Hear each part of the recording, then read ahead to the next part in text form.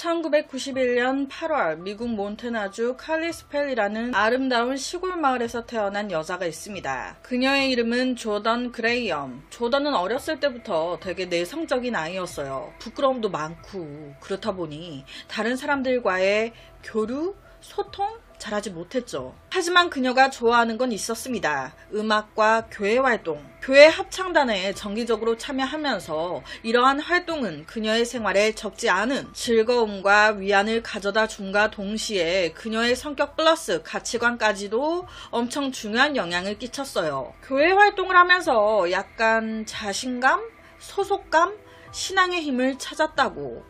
자연스럽게 그녀는 독실한 기독교인이 됐죠. 매주 정기적으로 교회에 가서 예배를 드리는 게 조던 삶의 중심이었다고 해요. 실제 그녀가 22살이 됐을 때 교회 활동을 하면서 자기 친구한테 나도 좋은 남자 만나 연애하고 싶어.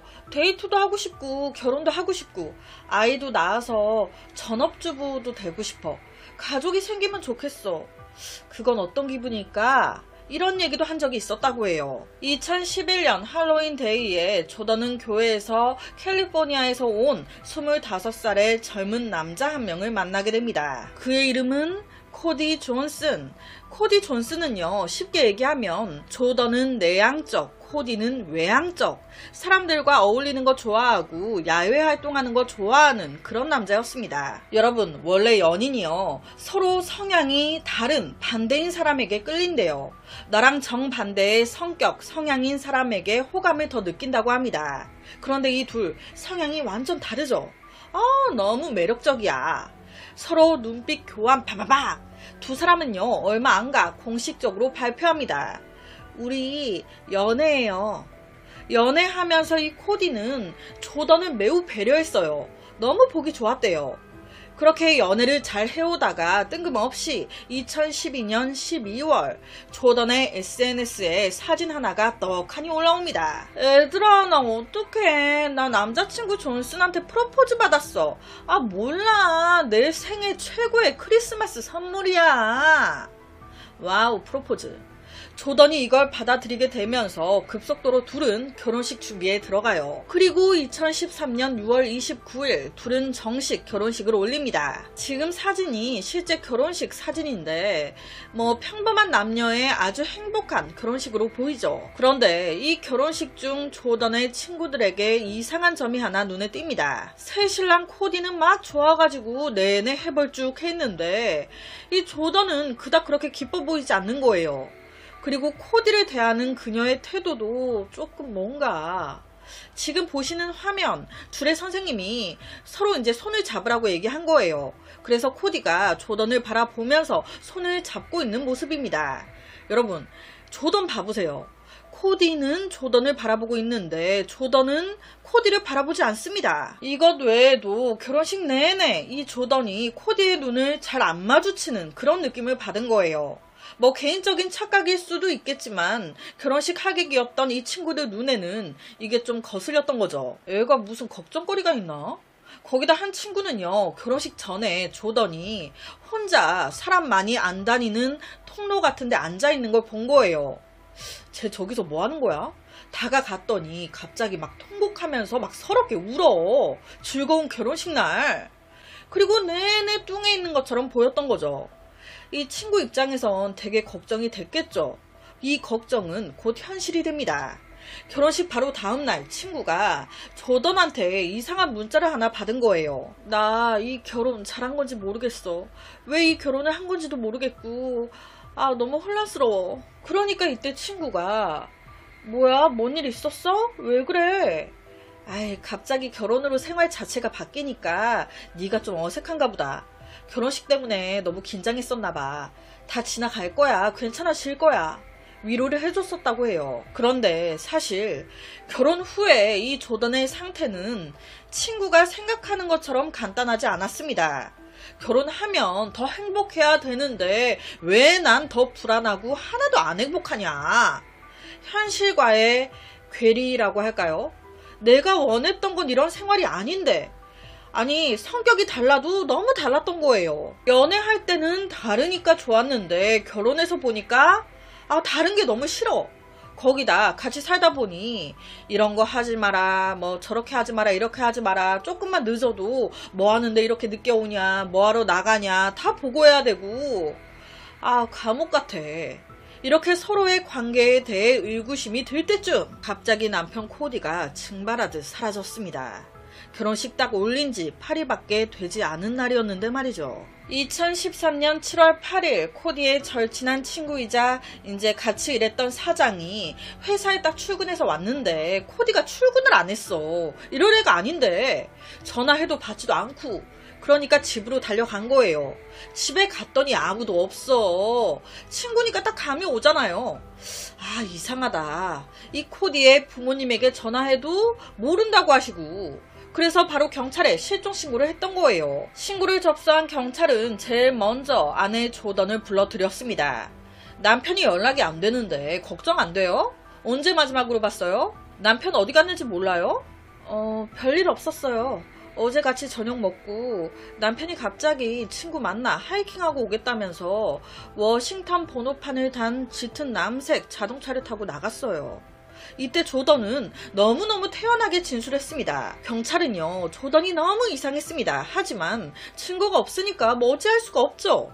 그런데 며칠 후 7월 10일 뜬금없이 조던과 그녀의 친구가 경찰서로 연락을 해옵니다. 조던이 이상한 메일 한 통을 받았다고. 이 친구 왈, 조던이 갑자기 찾아와서 자기 이상한 메일 받았다면서 보여줬다는 거예요. 그 메일 내용이 남편과 3명이서 집 근처 옆에 국립공원에 갔는데 거기서 코디가 차에서 잠시 내려 하이킹 하다가 발을 잘못 디뎌 넘어져 죽었다. 그러니까 더 이상 코디를 찾지 말아라. 이런 메일을 받았다고. 그렇다면 이 메일을 보낸 사람은 토미라는 사람. 이 친구 말로는 당시 메일을 보여주는 조던의 모습이 너무너무 담담했대요. 남편이 지금 죽었다고 찾지 말라고 하는 메일 내용이잖아요. 얼마나 놀래요. 내 남편이 죽었다는데 이 새끼 메일 보낸 새끼 누구냐. 화를 내거나 충격을 받아도 모자랄 판에 너무 담담하게, 야 이것 봐 이렇게 메일 왔어. 무표정하게 덤덤하게. 그렇게 친구와 함께 메일을 알리기 위해 경찰서로 온 조던. 조던은 이때 실제로 경찰한테 이렇게까지 얘기합니다. 아니 코디가 죽었다는데 이제 수사 그만해도 되지 않아요? 실제로 조던은 이 메일을 보여주고 하면 수사를 그만할 거라고 생각을 했던 것 같아요. 하지만 현실은 정 그 반대였습니다. 경찰은 오히려 실종사건으로 수사하던 걸 살인사건으로 전환. 이 메일에 적힌 코디가 죽었다는 장소, 글래시어 국립공원으로 경찰 수색팀에 조던의 가족, 친구들까지 모두 동원돼서 샅샅이 뒤지기 시작해요. 그런데 이때도 이 여자의 행동은 이상합니다. 뭐 지 남편 찾는데 별 흥미가 없어. 표정도 되게 차갑고 뭐 걱정되는 것도 없고 핸드폰만 만지작 멀뚱멀뚱. 그러다가 갑자기 무슨 생각인 건지 이 조던 국립공원의 전망대로 통하는 한 한적한 골짜기 같은 곳에 멈춰 섭니다. 그리곤 여기 뭔가 좀 느낌이 이상해요. 이쪽 아래에 있는 것 같아요. 뜬금없이. 그러니까 뒤따르던 가족들이 하면서 그녀가 멈춰선 곳 아래를 쓱 들여다본 거예요. 아래를 내려다 봤더니 아래는 협곡인데 엄청 위험해 보여. 바로 앞에 높은 절벽이 에워싸고 있어가지고 아래가 잘 보이지도 않고 지형도 험해가지고 딱 봐도 위험해 보이는데, 그런데 이 여자는 감이 왔대요. 여기 있는 것 같대. 그러더니 그 절벽에 안전벽을 넘어 더 절벽 쪽으로 협곡 바닥이 보이는 완전 절벽 끝 바위까지 위험하게 걸어가요. 그러더니 무슨 신봤다처럼 시체 봤다! 여기 있어요. 이런 상황에 경찰도 당황을 한 거예요. 아니 그냥 봐선 절대 보이지도 않는 장소인데 어떻게 코디가 여기 있는지 알았어요? 아, 하느님이, 성령이 저를 인도한 것 같아요. 이게 뭔 개소리야. 자기도 이 말 해놓고 아차 했나봐. 바로 다시 말을 바꿉니다. 사실 이곳이 남편의 버킷리스트 장소 중에 한 곳이었거든요. 그래서 뭔가 이곳에 왔다가 사고를 당하지 않았을까 생각이 됐어요. 뭔 소리야. 우선 경찰은 몸에 밧줄을 묶고 조던이 말한 협곡에 아예 바닥까지 내려갔습니다. 갔더니 와, 정말 코디 시신이 여기 있네. 사람의 발길이 닿지 않는 거대한 절벽으로 둘러싸인 협곡 바닥에서 코디의 시신이 발견됐습니다. 머리부터 떨어진 코디의 모습은요, 매우 처참했어요. 그러니까 결론은 내내 멀뚱멀뚱 있던 그녀가 남편 시신을 찾은 거예요. 한눈에 보이지도 않는 시신을. 부검 결과 그의 사망 원인은 높은 곳에서 추락사였습니다. 지금까지 모두 들어보셨을 때 이 조던 너무너무 이상하죠? 당연히 코디의 주변 가족들, 지인들, 심지어 조던의 친구들까지 그녀를 의심할 수밖에 없었습니다. 경찰 또한 그녀를 용의자로 보고 집중 조사 들어가요. 핸드폰 먼저 바로 조사에 들어가는데 와, 이 여자 핸드폰 문자 통화 기록을 다 지워놨네. 왜 지워놨지? 거기다 그녀가 받았다던 메일 어디서 보냈나 위치 조사해봤더니 조던의 부모님 댁에 있는 컴퓨터 IP로 나오는 거예요. 거기다 코디가 실종되기 전날 밤에 조던이 한 친구에게 문자를 보낸 게 확인됐는데 그 내용이 오늘 코디랑 우리 결혼에 대해 진지하게 얘기를 나눠볼 거야. 만약 네가 오늘 밤부터 다시 나의 소식을 듣지 못한다면 그럼 분명 오늘 이날 무슨 사건이 터진 거야 라고. 그런데 지가 아닌 이날 이후 코디가 연락이 끊겼죠. 이런 증거들이 팍팍팍 나오니 어쩔 거예요. 죄송합니다. 자기가 코디를 절벽에서 밀어버렸다고 인정합니다. 하지만 이 모든 건 사고였다고. 조던 플러스 그녀의 변호사 왈 국립공원에 데이트 겸 같이 갔는데 거기서 싸움이 났다는 거예요. 막 싸우다가 문제의 절벽으로까지 갔고 거기서 코디가 먼저 내 옷을 막 잡아당겼다. 그러니까 아우 왜 잡아 나 하면서 팍 밀었는데 떨어졌다고. 그러니까 고의성은 없었다는 겁니다. 하지만 이게 말이 됩니까? 싸우면서 왜 절벽으로 가? 이게 좀 말이 여러 가지가 안 맞고 죽이고 나서의 행동도 우발적이라고는 전혀 보이지 않는 행동들을 보였죠. 그래서 검찰은 야 개소리 하지마 1급 살인으로 고발합니다. 애초부터 계획적이었잖아. 그날 밤 계획적으로 코디를 꼬드겨 국립공원에 간 거 아니야. 거기서 해가 져갈 때쯤 자기야 석양이 너무 이쁘다. 이리 와봐. 절벽으로 유인. 코디가 자기에게 등을 돌리고 있을 때 그때 그냥 바로 팍 밀어버린 거 아니야 이 기집애야. 그대로 60m 높이의 절벽으로 굴러 떨어졌다고. 이게 맞는 것 같죠? 하지만 결론은 2급 살인으로 인정이 돼요. 아니 너무 이해가 안 되죠. 결혼 8일차였어요 신혼부부. 깨가 볶고 쏟아지고 난리가 나야 되는 시기인데 그렇게 열렬히 사랑하다 결혼해놓고 왜 죽인 걸까? 뭐가 그렇게 남편을 죽일 만큼 그녀를 힘들게 한 걸까? 그건요 다름 아닌 성관계 문제였습니다. 우선 조던은 혼전 순결, 종교적인 문제로 결혼 전에는 절대 성관계 안 한다고 늘 이렇게 얘기했었다고 해요. 그래서 코디와 조던 성관계 전혀 없이 결혼한 거예요. 코디 입장에서는 결혼했으니까 이제 관계하려고 시도했겠죠. 하지만 결혼 후에도 이 조던의 생각은 바뀌지 않았습니다. 조던은 결혼 후에도 남편과 관계 갖기 싫어서 온갖 거짓말을 하면서 피하기 시작했어요. 그런데 이것도 하루 이틀이죠. 코디는 애가 탔을 거 아니에요. 더 표현했을 거고. 그러니까 조던 입장에서는 이게 또 스트레스가 됐겠죠. 아니 성관계로 서로 트러블이 생길 수는 있다고 쳐요. 그래도 이해가 안 갑니다. 그게 죽일 정도야? 이혼하면 됐잖아. 그런데 이 조던은 그러지 않았습니다. 그냥 죽여버렸어요. 왜 이렇게까지 했던 걸까? 이것 또한 기가 막힙니다. 사실 이 조던에게 결혼은요 하나의 퍼포먼스였어요. 보통 결혼식을 하는 게 이 사람과의 행복한 미래를 그리기 위해서 하는 거잖아요. 그런데 이때 조던은요 그냥 이 결혼식이 하고 싶었던 거예요. 앞서 언급했듯이 내 가족을 만들어 보고 싶어. 나도 결혼식도 해보고 싶고 남편도 생겨보고 싶고 막 그러고 싶었던 거예요. 코디와 뭔가 막 같이 살고 싶고 뭐 이런 게 아닌 코디고 나발이고 난 얘랑 같이 살 마음이 없어. 그런데 결혼식은 해보고 싶어. 어떤 느낌인지 드레스도 입어보고 싶고 그래서 결혼식을 한 거예요. 약간 모든 걸 경험해보고 싶었다고 해야 할까요?